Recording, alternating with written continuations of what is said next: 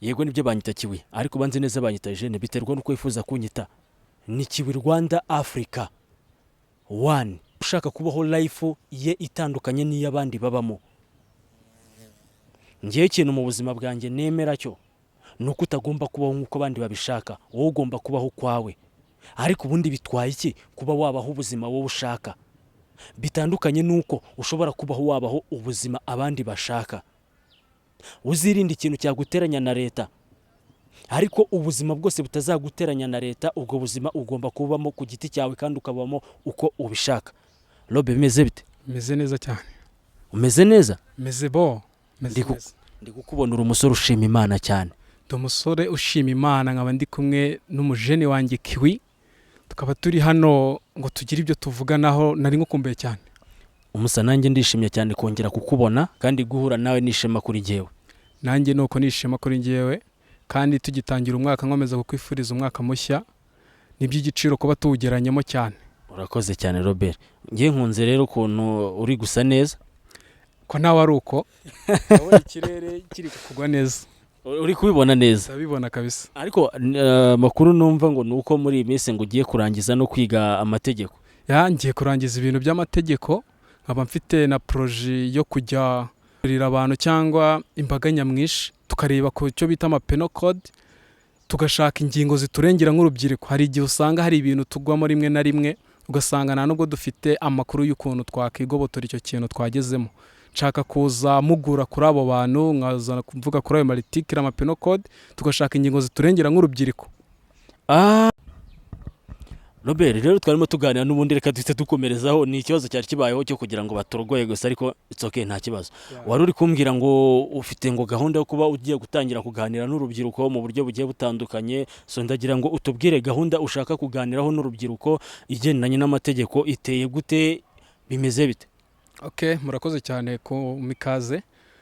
Gahunda mfite projet nayo natekereje, hari nk'ukuntu urubyiruko muri rusange tujya duhura n'ibintu runaka, ugasanga aho gukura amakuru yo kugira ngo wirengere, ugasanga biragoranye cyane.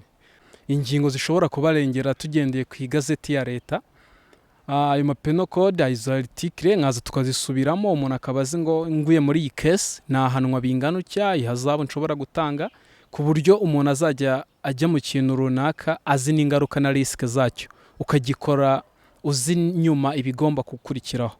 Ni ibyo ngibyo nshaka guhugura ku rubyiruko bagenzi banjye kugira ngo tujye turaba twicaye dufite amakuru ku bintu. Okay, nabyumvise neza. Nukuvuga ngo ushobora kuzajya ugira inama urubyiruko uburyo bashobora kuba bazajya bitwara muri societe mu buryo bwa buri munsi, kugira ngo bamenye n'itegeko rishobora kuba ryabagonga cyangwa se itegeko rishobora kuba ryabarengera. Ngira ngo nicyo kintu ushaka kugaragaza nyine. Yego, hanini wabyumvishe expert cyane, wabyumvishe kare. Ibyo ngibyo nuvuga ngo ngiye buriya uvuga rimwe nkahita numva icyo ushatse kuvuga, niko nteye ngiye buriya ntago njya ntinzamo. Ndumwe mu basore bagiriwe umugisha bo kubasha kumenya, bo kubasha kumva neza cyane kandi nkumva uko bikwiye, ntago ngiye numvirana. Yego cyane, nkuko wakomeje ubivuga, nanjye ni gutyo nabibonye tugihura. Uri umuhanga cyane mu bintu byawe ukora, kandi nkaba nkomeza no kugushimira uyu mwanya ubuduhaye kugira ngo tugire ibyo tuganira na bagenzi bacu, kuko rimwe na rimwe ibyo bintu biradufasha cyane. Ukanyebura nkagukebura kugira ngo turebe ko twakomeza kubaka u Rwanda rwacu. Oya, ni muri ya gahunda yo kubaho uko ubishaka ndetse ukabaho uko wumva ushaka kwisanzura, apana kuba wabaho uko abandi bantu babishaka, sibyo? Kuri iyi si nimba umuntu atari so akaba atari nyoko, urumva akaba atagifite mu biganza, ukaba uri umusore washoboye kuba wabasha kwihigira ku giti cyawe, uyu munsi ugomba kubaho life ushaka, ariko ukirinda ikintu gishobora kuza kuguteranya na leta. Hano ndi kumwe n'umunyamategeko erega, hano ndi kumwe n'umunyamategeko nawe nzi ko ino ngingo yanjye ashobora nawe kuba yandengera, ashobora kuba hari ikintu ashobora kuba yanyunganiraho nk'urubyiruko, cyangwa se hari n'abarenze kuba urubyiruko. Hari generasiyo z'abapapa, hari generasiyo z'abamama, hari generasiyo ubona muri ino industry nyine zigiye zitandukanye. Turi urubyiruko, turi n'abantu barenze urubyiruko cyane rwose. Nk'uko iyo gahunda ishobora kudufasha nk'urubyiruko, n'abandi batari urubyiruko byabafasha, kuko hari nk'igihe nk'abantu baturuta cyangwa abo turuta usanga rimwe na rimwe bahuye na kesi runaka, ugasanga rimwe na rimwe kugira aze ahita yisobanura nk'uko byagakwiye, cyangwa rimwe rimwe ugasanga abantu bahanwe kubw'ikintu kutakigiraho amakuru. Ariko from now nidutangira ibyo bintu mukankundira tugafashanya, ndakeka neza umuntu azajya arwa muri kesi avuga ati okay, hano nakoze amakosa ariko nanone andengera nabigenza gutya cyangwa nabariza ahangaha. Ibyo ngibyo bizadufasha cyane kuba dushobora gukominikana n'abo bantu, ugasanga amakuru twese turayagize ahagije, kandi bizadufasha ndabizi neza. Ariko ubundi bitwaye iki kuba wamenya amategeko agomba kukurengera cyangwa se amategeko ashobora kuba yakugonga? Bitwaye iki? Ko mpora mbibabwira, bitwaye iki kuba wamenya ikintu bise itegeko? Noneho rero buriya Robert, hari ikintu cya kintangaza kandi kikanambabaza cyane. Hari abantu b'abasaza, hari abantu b'abapapa, hari abantu b'abamama duhurira kuri iyi mihanda ya social media, ariko ugasanga bafite ikintu bise amagambo mabi bakoresha ku mbuga nkoranyambaga za social media, kandi ubona ari abantu bakuru, ari abantu bazi ubwenge. Robert, abo bantu ushobora kuba bwira iki nk'umuntu w'umunyamategeko uzi iki itegeko rivuze? Nk'abantu bashobora kuba bakoresha izi mbuga nkoranyambaga za social media, ugasanga bazikoresha n'ibyo batagakwiye kuba bazikoresha. Yego bazikuramo amafaranga, ariko bazihahiramo bate? Okay, urakoze cyane kuri icyo kibazo usa naho ubajije. Bibaho cyane hanze aho, ugasanga abantu bari gukoresha amagambo agiye atandukanye asa naho ari mabi kubw'inyungu zabo. Ibyo barabihanirwa kandi barengaho bakabikora babizi. Niyo mpamvu kubw'ibyo ngibyo hari n'izindi mbuga tugomba gushakaho ayo makuru y'uko nyine ibyo tuba dukora bitemewe, bigomba kuba bifite ingaruka nyuma yaho.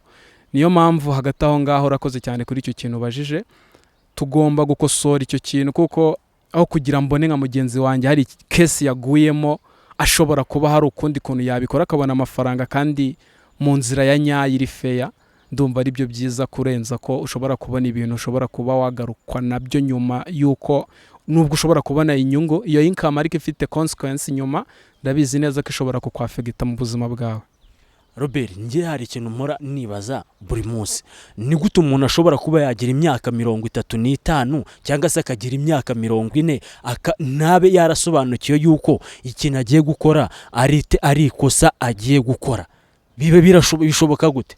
Bibaho cyane, kuko abantu dufite behavior character zigiye zitandukanye.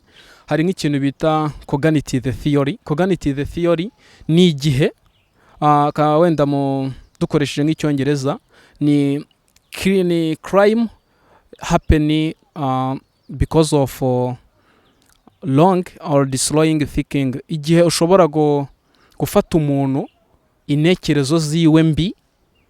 For example, umuntu hari nk'igihe yiba akagenda public akabwira nka bagenzi be ati kwiba nta kibazo, ati wibyo se ugatunga amafaranga cyangwa ugakora ikindi kintu kibi ukaba watunga amafaranga, ufite ikihe kibazo? Bikore getting money. Please guys, rubyiruko nshuti zanjye, ibyo bintu biratwafege, tugasanga ukoze ikintu kiri mistake kibi cyane kubw'inyungu runaka ugendeye ku wundi muntu.